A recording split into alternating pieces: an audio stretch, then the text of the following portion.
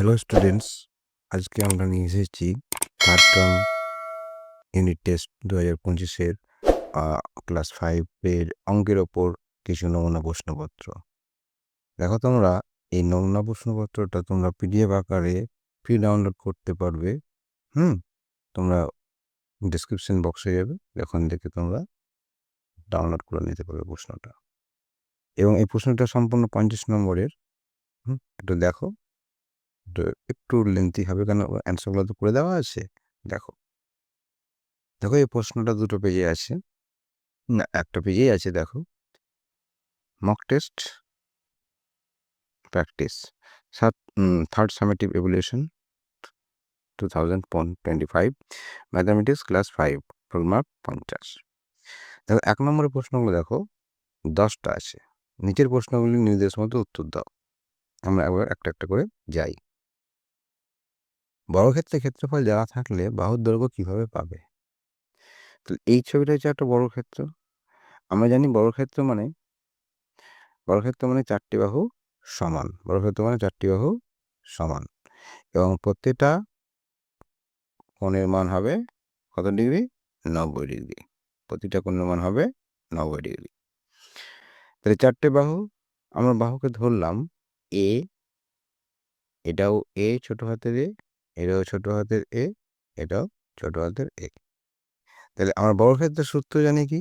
বাহু গণিত বাহু সমান বর্গক্ষেত্রের ক্ষেত্রফল, তাই না? তাহলে বাহু গণিত বাহু মানে হচ্ছে এ গণিত এ সমান বর্গক্ষেত্রের ক্ষেত্রফল, তাই তো?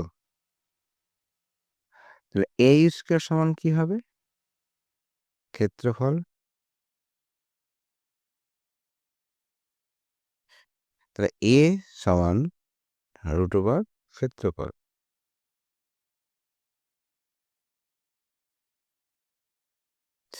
বর্গক্ষেত্রের ক্ষেত্রফল জানা থাকলে বাহুর দৈর্ঘ্য কিভাবে পাবো? না, তো ক্ষেত্রফলকে যদি আমরা √ওভার করি তাহলে আমরা বাহুর দৈর্ঘ্য পেয়ে যাব। বোঝা গেছে? এটা তোমাকে লিখতে হবে। বর্গক্ষেত্রের ক্ষেত্রফল জানা থাকলে বাহুর দৈর্ঘ্য কিভাবে পাবো, এই জিনিসটা তোমাকে লিখতে হবে। বাহু সমান √ওভার ক্ষেত্রফল, অর্থাৎ এখানে দাঁড়াচ্ছে, দেখো, বাহু সমান √ওভার বর্গক্ষেত্রের ক্ষেত্রফল।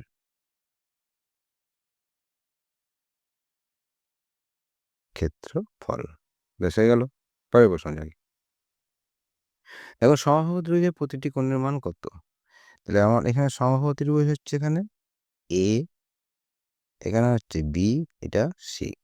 আমরা একটা নাম দিলাম, এইটা হচ্ছে ত্রিভুজের নাম দিলাম। বলেছে সমবাহু ত্রিভুজ। সমবাহু, সম মানে হচ্ছে সমান।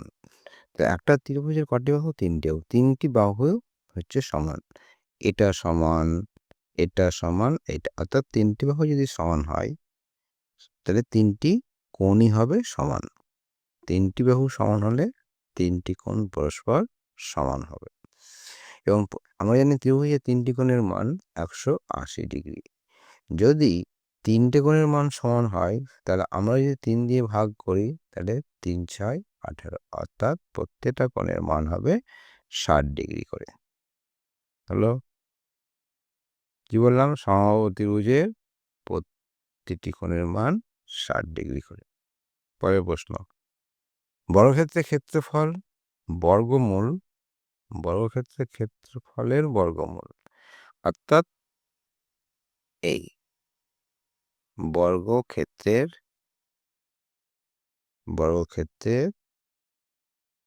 ক্ষেত্রফল। বর্গক্ষেত্রের ক্ষেত্রফলের বর্গমূল হচ্ছে বাহুর দৈর্ঘ্য। আমরা আগে যেটা দেখলাম এটাকেই ঘুরিয়ে দিয়েছে, ঠিক আছে? হচ্ছে বাহুর দৈর্ঘ্য, এখানে লিখে দেবে। এই বর্গক্ষেত্র, হ্যাঁ, এটা হচ্ছে বর্গক্ষেত্র। বর্গক্ষেত্রের ক্ষেত্রফল হচ্ছে বাহুর দৈর্ঘ্য। হয়ে গেল। পিরামিড কোন শর্তে চতুস্তলক বলে? পিরামিডকে কোন শর্তে চতুস্তলক বলে? দেখো, একটি পিরামিডকে চতুস্তলক বলা হয়, একটি পিরামিডকে চতুস্তলক অর্থাৎ টেট্রাহেড্রন বলা হয় যখন তার ভূমির আকৃতি একটি ত্রিভুজ হয়। পিরামিডকে কোন শর্তে চতুস্তলক বলে? তো বলবে যখন তার ভূমির আকৃতি একটি ত্রিভুজ হয়। যে দেখো ছবিটা, এটা হচ্ছে টেট্রাহেড্রন পিরামিড ছবি। দেখে এটা হচ্ছে 3D ছবি। দেখো সামনের দিকে একটা ভাঁজ, হ্যাঁ, এই সামনের দিকে একটা ভাঁজ, এদিকে একটা ভাঁজ, এদিকে একটা, নিচে একটা, অর্থাৎ নিচের বেসটা দেখো, নিজের বেসটা হচ্ছে একটা ত্রিভুজ আকৃতি, তখন আমরা তাকে বলে চতুস্তলক। ঠিক আছে? অর্থাৎ একটি চতুস্তলক হলো সবচেয়ে বড়, সবচেয়ে সরল বহুতলক অর্থাৎ পলিহাইড্রন, যার 4টি ত্রিভুজাকার তল বা পৃষ্ঠ, 6টি ধার বা কিনারা এবং 4টি শীর্ষবিন্দু থাকে।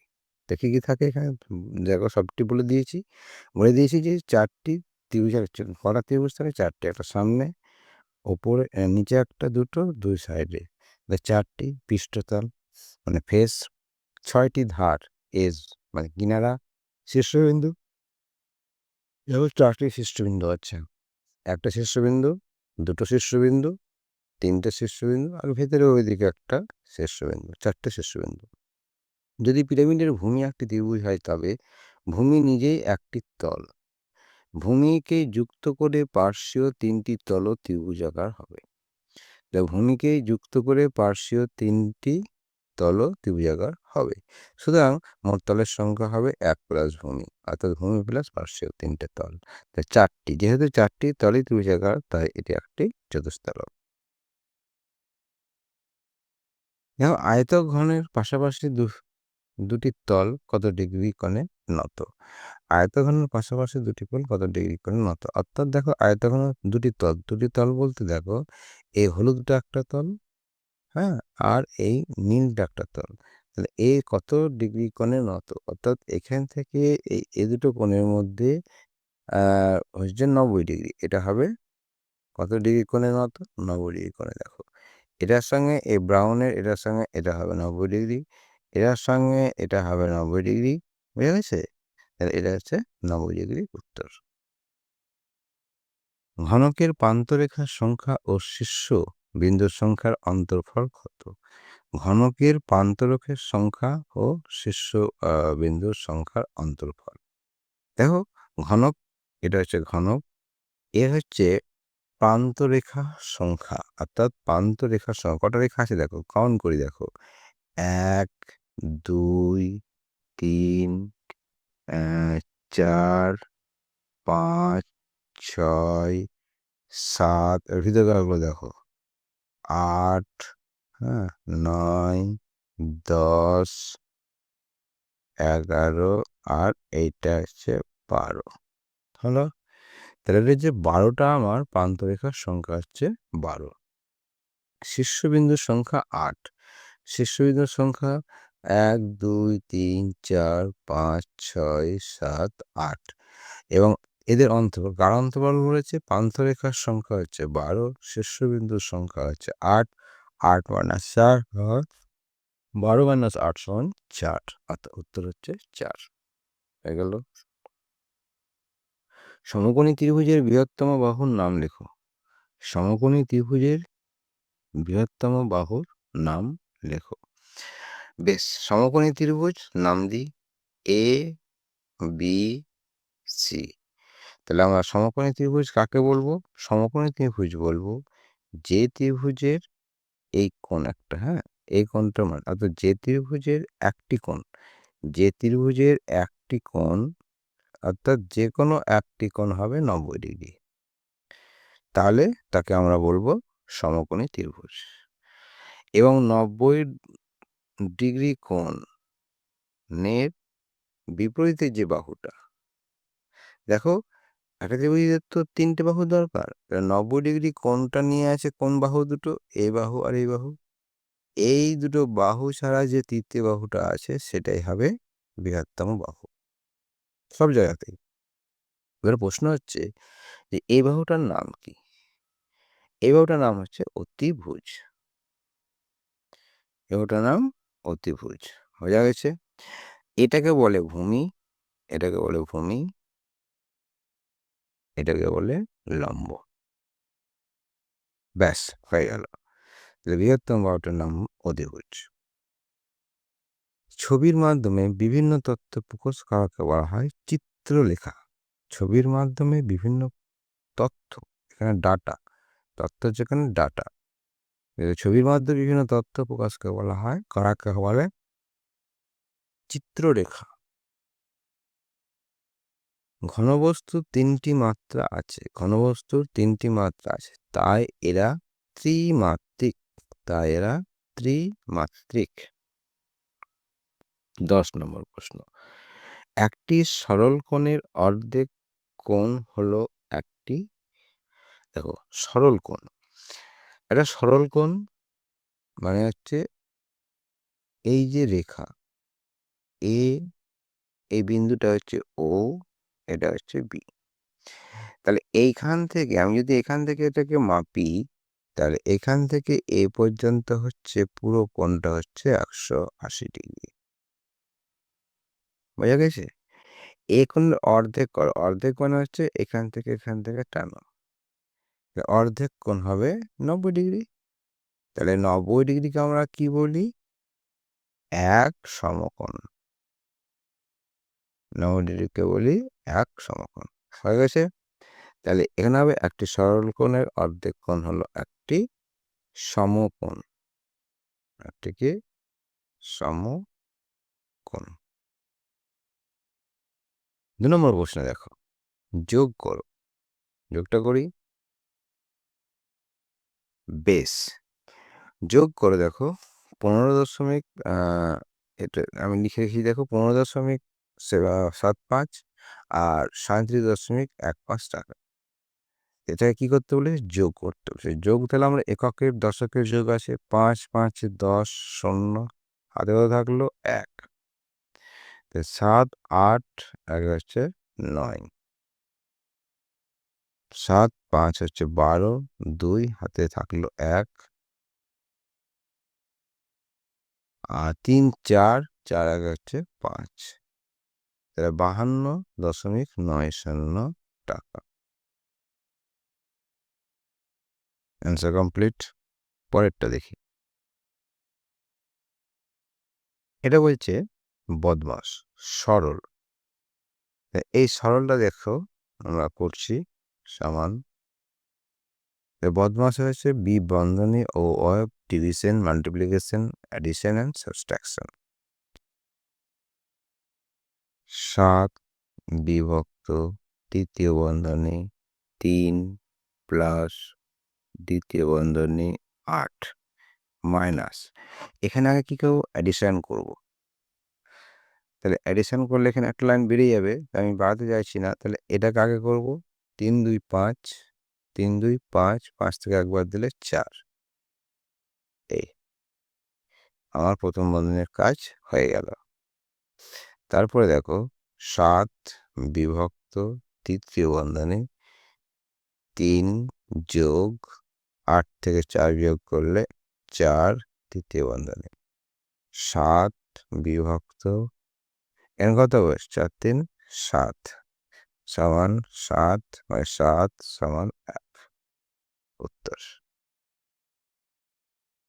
হয়ে গেল। একটি বর্গক্ষেত্রে একটি বাহুর দৈর্ঘ্য 7 সেন্টিমিটার। এটা একটা বর্গক্ষেত্র, বর্গক্ষেত্রটার নাম দিই এ বি সি ডি, যে কোনো জিনিসের আগে নাম দিতে হবে, জন্ম হলেই নাম দিতে হবে। তাহলে একটি বাহুর দৈর্ঘ্য হচ্ছে 7 সেমি, একটি বাহুর দৈর্ঘ্য 7 সেমি। বেশ, বর্গক্ষেত্রটি রং দিতে কত জায়গা রং করবে? অর্থাৎ যখন এটা রং করবে বা প্লাস্টার করবে এরকম থাকবে, যেমন তার এরিয়া অর্থাৎ তার ক্ষেত্রফল বের করতে হবে। ঠিক আছে? তাহলে এখানে লিখি যে এ বি সি ডি বর্গক্ষেত্রের ক্ষেত্রফল সমান 7 স্কোয়ার বর্গ সেমি। 7 7 49 বর্গ সেমি। তাহলে একটি বর্গক্ষেত্রে একটি বাহু দৈর্ঘ্য 7 সেন্টিমিটার, বর্গক্ষেত্রটি বর্গক্ষেত্রের রং দিতে কত জায়গায় রং করতে হবে? না তো 49 বর্গ সেন্টিমিটার রং করতে হবে। প্রশ্নটার উত্তরটা এভাবে লিখবে, অতএব বর্গক্ষেত্রটি কি করতে, না তো রং দিতে হলে এই প্রশ্নটাকে লিখে দেবে। 49 ইউনিটটা অবশ্যই দেবে, বর্গ সেমি, জায়গা রং করবে। দাঁড়ি নেক্সট 5.007 ভগ্নাংশ দশমিক ভগ্নাংশটিকে অপ্রকৃত ভগ্নাংশ ও মিশ্র ভগ্নাংশে পরিণত করো।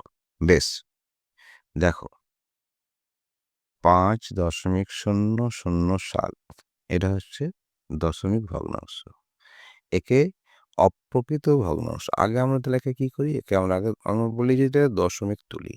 দশমিক তুললে দেখো যা আছে তা আমি দিলে উপরে লিখে দিই 5.007 হয়েছে। আচ্ছা, নিচে দেখো দশমিকের পর কটা ঘর আছে, 3 ঘর আছে, একের পর 3 ঘর। এটা কি হলো বলো, ভগ্নাংশটি অপ্রকৃত ভগ্নাংশ ও মিশ্র ভগ্নাংশে পরিণত করো। ঠিক আছে, এটা হচ্ছে 5, এটা হচ্ছে অপ্রকৃত ভগ্নাংশ। অপ্রকৃত ভগ্নাংশ কেন, ওপরে বেশি নিচে কম, সেই জন্য একে বলছে অপ্রকৃত ভগ্নাংশ। ঠিক আছে, দেখো উপরে আছে কত 5007, নিচে আছে 1000, তাহলে একে প্রকৃত ভগ্নাংশ করতে হবে না মিশ্র, এটা হচ্ছে অপ্রকৃত ভগ্নাংশ। এটা গেল, এবার লিখে দেবে অপ্রকৃত ভগ্নাংশ। আচ্ছা, এটা মিশ্র ভগ্নাংশকে, অর্থাৎ একে পূর্ণ করতে হবে, একে ভাগ করতে হবে। তাহলে ভাগ করে কত দাঁড়াবে বলো তো, আর দাঁড়াবে এখানে দেখো 5.7/1000। এটা হচ্ছে মিশ্র ভগ্নাংশ।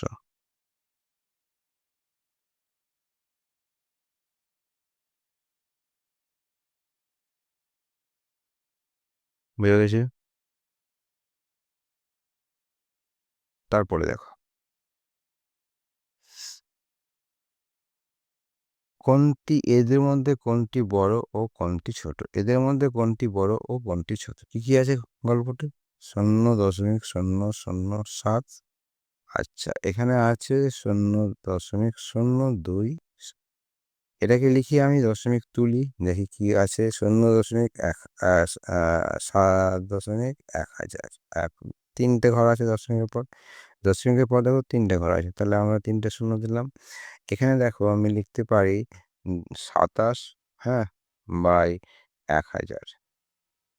অর্থাৎ তোমরা দেখবে ছোট বড় করতে গেলে আমাদের নিচে আমরা বলি হর, তাই তো, লব হর। তা এই হরটা দেখো দুটোর একই, অর্থাৎ আমাকে আগে হরটাকে একই করতে হয়, তারপর লব্ধকে আমাকে ছোট বড় করতে হয়। তাহলে ওপরে ছোটকে বড়কে, তো ওপরে বড় হচ্ছে 27, অর্থাৎ এটা হচ্ছে বড়, এটা হচ্ছে ছোট। তাই এটা হয়ে গেল কি বড়, এটা হয়ে গেল বড়, এটা হয়ে গেল ছোট, হয়ে গেল এটা। স্থানীয় মানে বিস্তার করে ও কথায় লিখো। বেশ, আমি দেখো করে দিচ্ছি তোমাদেরকে।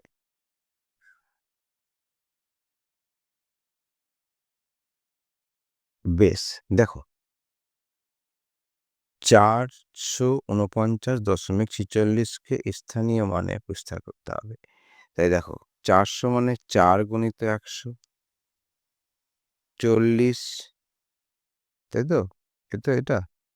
আচ্ছা, আমি এখানে লিখি 400 যুক্ত 40 যুক্ত 9। দেখো, তাই 4 গুণিত 100, 40 মানে 4 গুণিত 10 প্লাস গুণিত 9 মানে 1, প্লাস কত 4-এর 10 আর 6-এর 100, তাই না?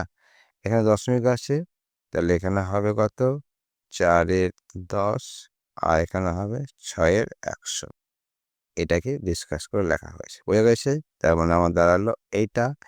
এটাকে বলছি দেখো 449 449.46 এটাও বলা যায়, অথবা এটাও বলতে পারো যে 449 449.4 449 4.6%।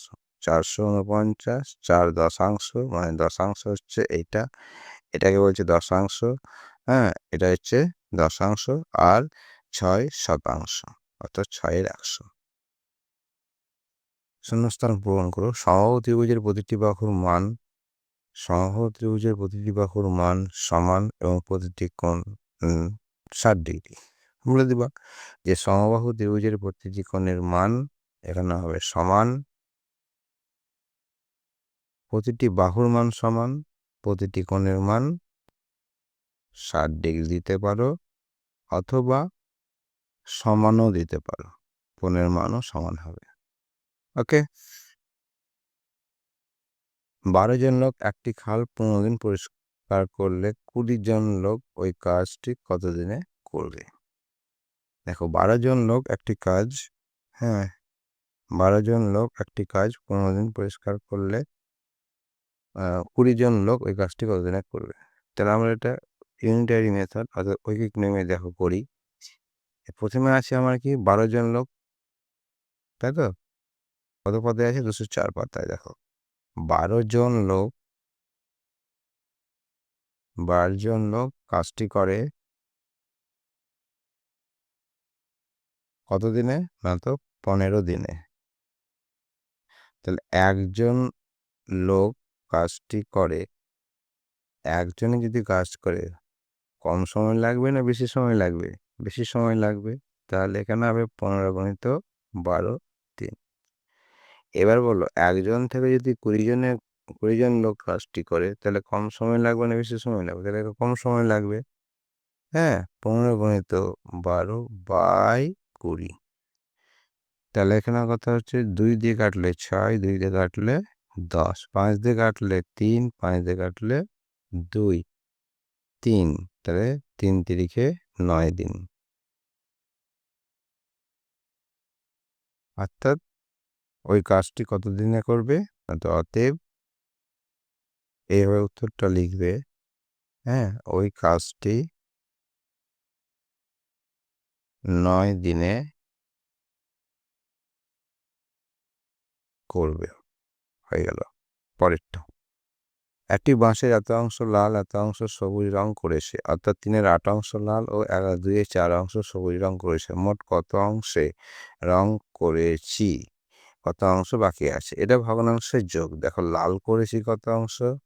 না তো 3-এর 8 অংশ করেছি লাল, আর সবুজ করেছি কত অংশ? 2-এর 4 অংশ। এটাকে কি করতে হবে আমাদেরকে? এটাকে যোগ করতে হবে। যোগ করতে গেলে কি করতে হবে? এই হর দুটোর লসাগু করতে হবে। 8 আর 4-এর লসাগু করতে গেলে কত হবে? দেখো 8 আর 4-এর লসাগু যদি করি 2 দিয়ে 4 দুগুণ 8, 2 দুগুণ 4, 2 2 2 2 দুগুণ 4, 4 দুগুণ 8, অর্থাৎ আমার 8ই হবে। 8 একে 8 এটা ভাগ, ভাগের সঙ্গে ভাগফলের সঙ্গে এটা গুণ। তাহলে এখানে হবে 3, আর এখানে হবে 4 দুগুণ 8, 2 2 দুগুণ 4, অর্থাৎ এখানে আমাদের হলো 7-এর 8। তাহলে মোট কত অংশ রং করেছি? তো অতএব এত অংশ রং করেছি, এখানে লিখে দিব অতএব 7-এর 8 অংশ রং করেছি। আচ্ছা, কত অংশে রং করা বাকি আছে? তাহলে সম্পূর্ণ অংশ হচ্ছে 1, সম্পূর্ণ অংশ থেকে তো এটা বাদ। তাহলে বাকি অংশ লিখি এখানে, তা হবে বাকি অংশ সমান হচ্ছে 1 মাইনাস 1 বিয়োগ 7-এর 8 সমান 8 বা বিয়োগ 7, 8 সমান 1-এর 8 অংশ এখনো বাকি আছে। হয়ে গেল। এটি একটি ত্রিমাত্রিক বস্তু 6টি সমতল দ্বারা গঠিত। এর তলগুলি আয়তাকার, তলগুলির পাশের ঘরের সঙ্গে সমকোণে নত। তাহলে এই যে উক্তিটি দেওয়া আছে যে এটি একটি ত্রিমাত্রিক বস্তু সরিয়ে সমতল দ্বারা গঠিত, তলগুলি আয়তাকার, তলগুলির পাশে সমকোণ দ্বারা মাত্র, অর্থাৎ এই ছবিটা একে বলে আয়তঘন বা সমকোণী চৌকোণ। বস্তুটির নাম হচ্ছে লিখবা আয়তঘন বা সমকোণী চৌকোণ, যেটা খুশি সেটা লিখবা। আয়ত ঘন গেল। বস্তুটির শীর্ষবিন্দু কটা আছে দেখো, 1 2 3 4 5 6 7 8, 8টি আছে শীর্ষবিন্দু। বস্তুটির প্রান্তরেখা কত, প্রান্তরেখা গুনি এবার, 1 2 3 4 5 6 7 8 9 10 11 12, প্রান্তরেখা হচ্ছে 12। বস্তুটি একটি উদাহরণ হলো, দেখো কি কি হবে, ইট হবে, বই হবে, হ্যাঁ, বাক্স হবে ইত্যাদি। এবার দেখো আমরা এসেছি 3 নম্বর প্রশ্নে। 3 নম্বর প্রশ্নে বলেছি নিচের প্রশ্নগুলোর উত্তর দাও। 4টি প্রশ্ন আসে, প্রত্যেকটি প্রশ্নের মান 3 করে। আমরা 1 নম্বর প্রশ্ন এবার দেখব। দেখা বলছে 576 বর্গমিটার ক্ষেত্রফল বিশিষ্ট একটি বর্গাকার পুকুরের ধার বরাবর একবার পুরোটা ঘুরে আসতে মোট কত পথ অতিক্রম করতে হবে। তা আমার এখানে একটু বর্গাকারের ছবি দেখো, এটা বর্গক্ষেত্র। এখানে বর্গক্ষেত্র আমি নাম দিয়ে দিই একটা, তাহলে তো এ নাম দিচ্ছি আমি এখানে, দেখো এ, এখানে নাম দিলাম বি, এখানে নাম দিলাম সি, এখানে নাম দিলাম ডি। অর্থাৎ এর ক্ষেত্রফল রয়েছে এবং বর্গক্ষেত্রে প্রত্যেকটা বাহুর দৈর্ঘ্য সমান। আমি যদি এখানে এ ধরি একটা বাহুর দৈর্ঘ্য, তাহলে এখানে প্রত্যেকটাই এ হবে। ঠিক আছে, তাহলে দেখো 76, তাহলে আমরা কি জানি, আমরা জানি বর্গক্ষেত্রে ক্ষেত্রফলের সূত্রফল কি জানি, আমরা বর্গক্ষেত্রে ক্ষেত্রফলের সূত্র জানি। দেখো বর্গ ক্ষেত্রের ক্ষেত্রফলের সূত্র, বর্গক্ষেত্রের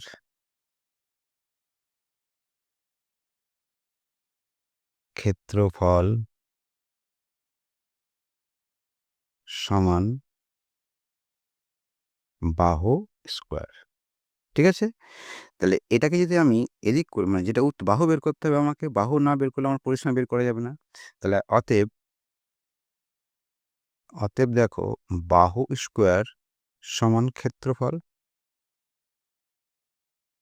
অর বা বাহু সমান √ওভার ক্ষেত্রফল, বোঝা যাচ্ছে, সমান √ওভার 576।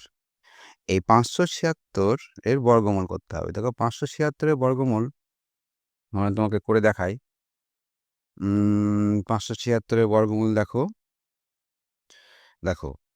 576 এর বর্গমূল। প্রথমে আমি 2 দিয়ে পাঠাই, 2 এর স্কোয়ার, অর্থাৎ 2 দুগুণা কত হবে 4, বিয়োগ করি 1 7 6, এখানে 2 এর ডবল মানে 4, এর পাশে যত দিয়ে গুণ করব, মানে এর পাশে যদি আমি 4 নিই তাহলে আমাকে 4 দিয়ে গুণ করতে হবে, বোঝা গেছে। তাহলে 4 4 16, আর 4 4 16 আমার মিলে গেল 176। তাহলে আমার এই 4টা চলে গেল এইখানে, তাহলে আমার বর্গমূল হলো 24, বোঝা গেছে, আমার বর্গমূল হলো 24। তাহলে দেখো এখানে লিখে দেবো আমি 24 হয়ে গেল। তাহলে আমার বাহু পেয়ে গেলাম। এর বাহু যেহেতু পেয়ে গেলাম, তাহলে আমি কি পরিসীমার সূত্র কি, দেখো বর্গক্ষেত্রের পরিসীমা সমান 4 গুণিত বাহু, অর্থাৎ বাহুর দৈর্ঘ্য সমান 4 গুণিত 24 সমান কত হবে, 4 4 16, 6 হাতে রাখ, 4 দুগুণা 8, আর 1 9, এত মিটার। আমার উত্তর হয়ে গেল। পরেরটাতে যাই। একটি ত্রাণ শিবিরে 1200 লোক 1200 জন লোকের 15 দিনের খাবার মজুদ ছিল। বোঝা গেছে যে একটা ত্রাণ শিবির মানে বন্যা হয়েছে, সেখানে লোক এসে জমা হয়েছে, 1200 লোক আছে, তার 15 দিনের খাবার মজুদ ছিল। তাহলে 6 দিন পর ওই শিবিরে আরও 600 জন লোক এলে মজুদ খাদ্য কতদিন চলবে। ব্যাপারটা বোঝো, 1200 জন লোক ছিল, 1200 জন লোক 15 দিনের খাবার ছিল, তাহলে 6 দিন পর, মানে 6 দিন তো ওরা খেয়েছে, ঠিক আছে, 6 দিন পর আরও 600 জন আসলো। ব্যাপারটা দেখো, তোমাকে একটু বুঝিয়ে বলি। দেখো মোট লোক সংখ্যা প্রথমে ছিল কত, 1200 জন। মোট খাদ্য মজুদ ছিল কত দিনের, 15 দিনের। তাহলে 1200 জন লোকের 15 দিন চলতো। তাহলে 6 দিন পর খাবার শেষ, তাহলে কদিন পড়ে থাকলো? 9 দিন পড়ে থাকলো। লোক আসলো কত? 6 দিন পর আরো 6 দিন পর আরো লোক এসেছে কত দেখো? দেখো, তাহলে 6 দিন পরে 1200 জনের লোকের 9 দিন চলবে। এ পর্যন্ত ঠিক আছে তো? তাহলে 6 দিন খাবার হয়ে গেছে আর বাকি থাকছে 9 দিন। তাহলে এই 9 দিন, তাহলে 6 দিন পর 1200 জন লোকের জন্য 9 দিনের খাদ্য মজুদ থাকবে। বেশ। নতুন লোক যোগ করলো কতজন? 600 জন। তাহলে 6 দিন পর মোট লোক সংখ্যা দাঁড়ালো কত? 18 জন। হয়েছে? তাহলে এটা আমরা এখানে লিখি দেখো, লিখে এটা ঐকিক নিয়মে করব। ঐকিক নিয়মে করি দেখো কি দেখো 1200 জন 1200 জন লোকের খাবার চলে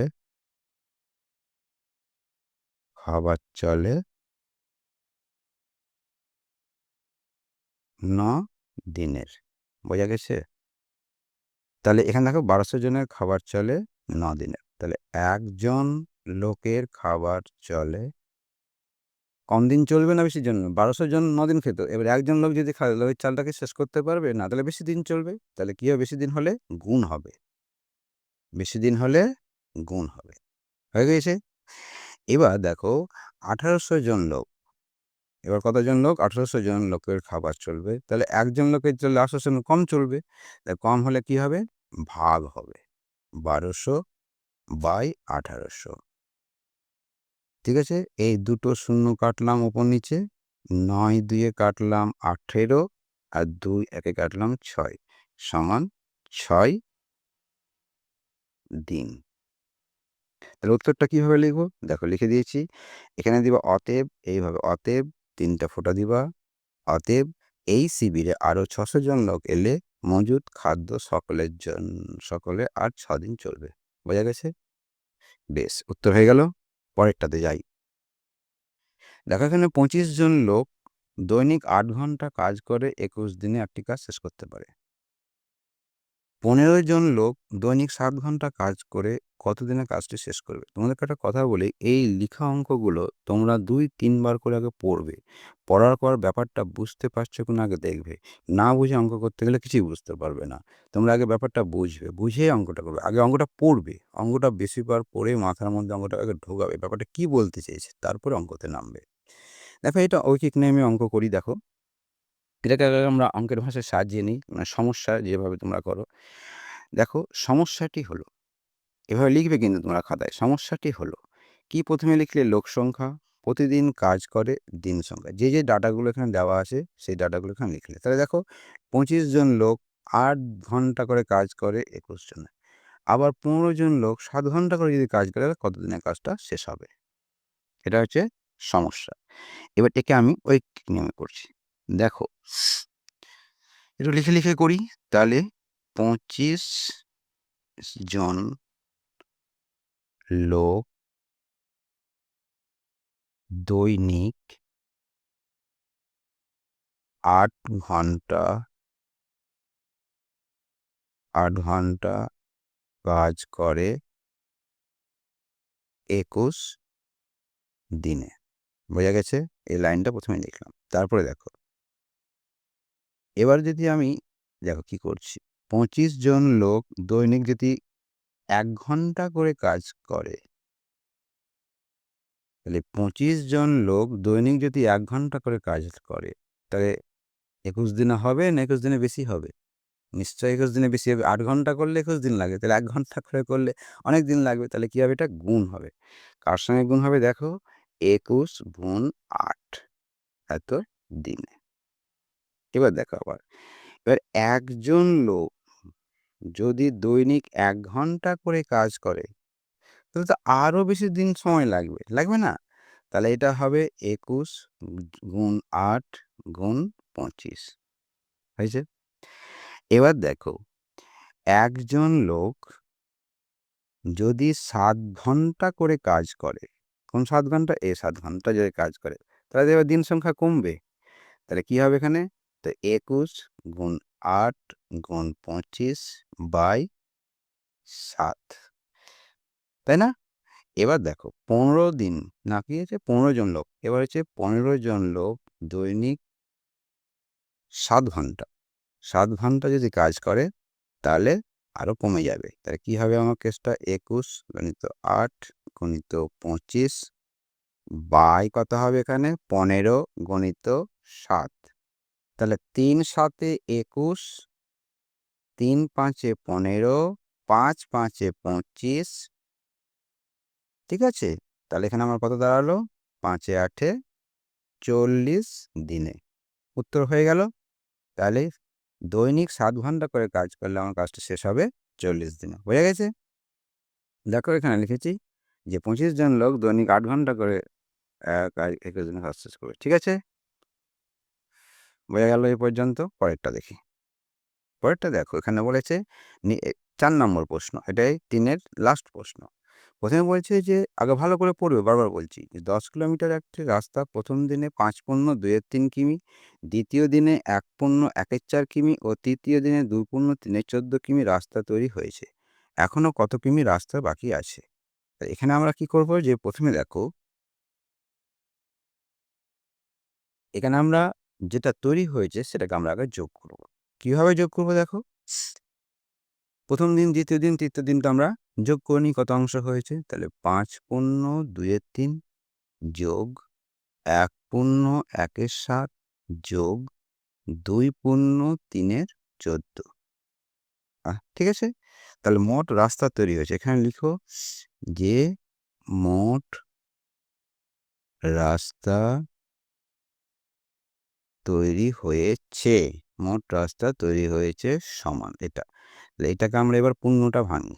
দেখো পূর্ণ ভেঙে হবে, দেখো 5 3 5 15 16 17, অর্থাৎ 17-3 যোগ 7 থেকে 7 8-এর 7 যোগ 14 গুণা 28 28 আর 31 31-এর 14।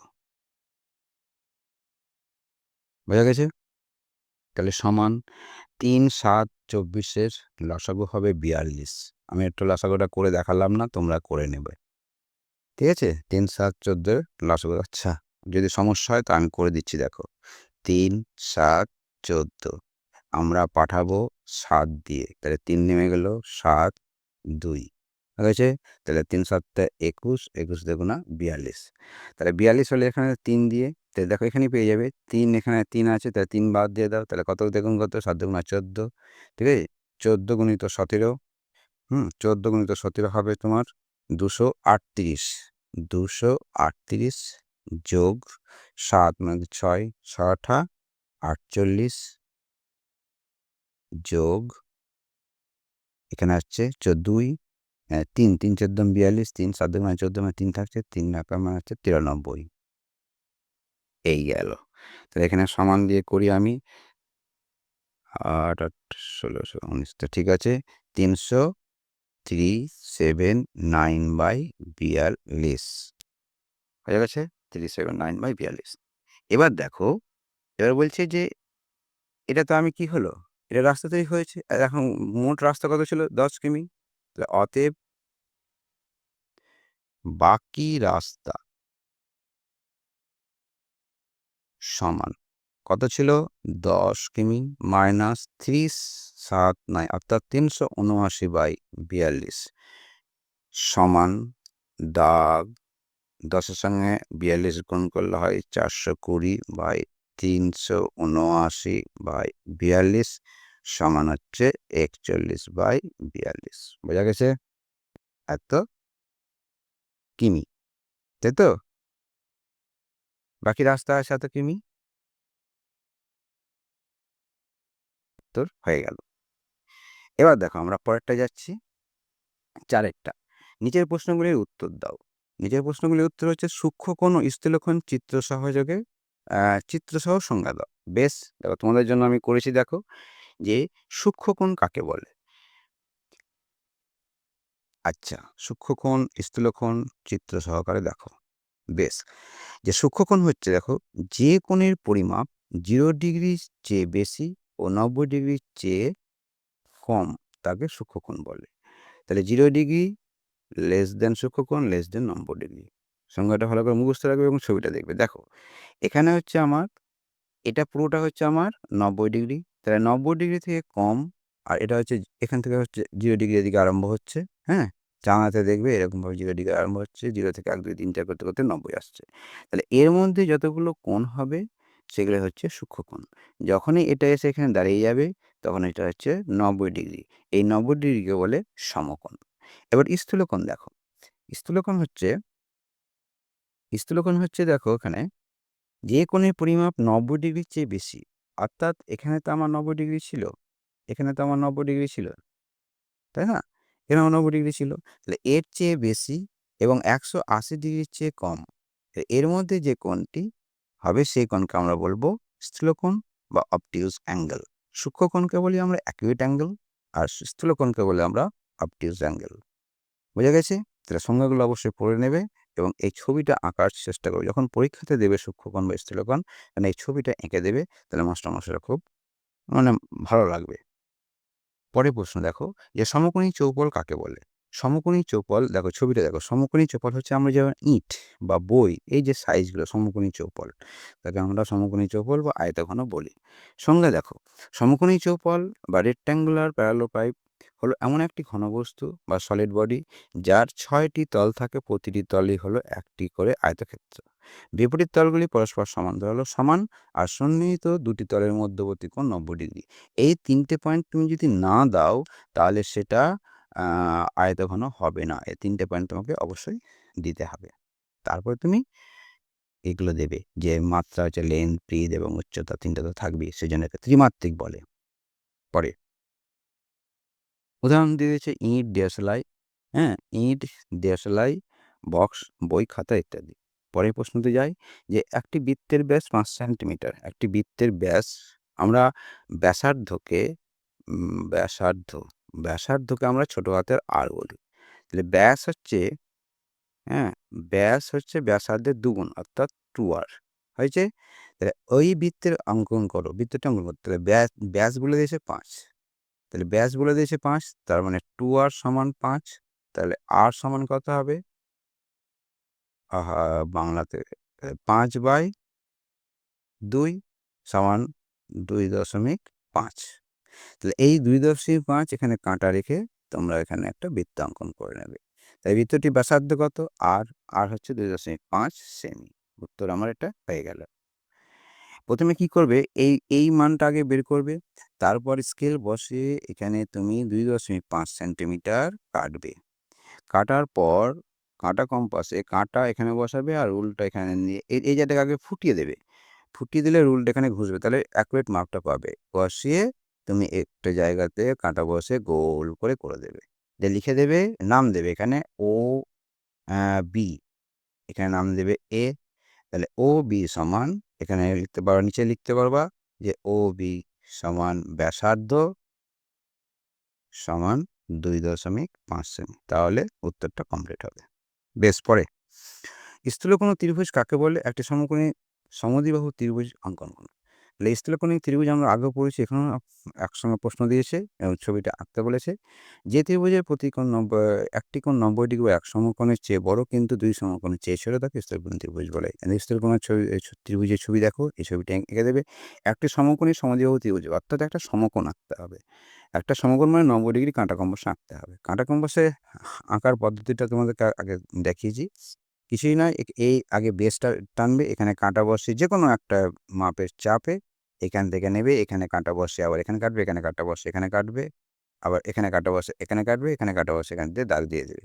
দিয়ে কি করবে? সমদ্বিবাহু তার মানে এ বাহু সমান এ বাহু কেটে নেবে, দিয়ে এটাকে যোগ করে দেবে। ওকে, তোমরা এগুলো করবে এবং অবশ্যই একটা সাবস্ক্রাইব বেল টিপে দেবে আর একটা লাইক দেবে। তোমাদের ভালো লাগলে অবশ্যই আমাকে করতে ভালো লাগবে। Bye bye.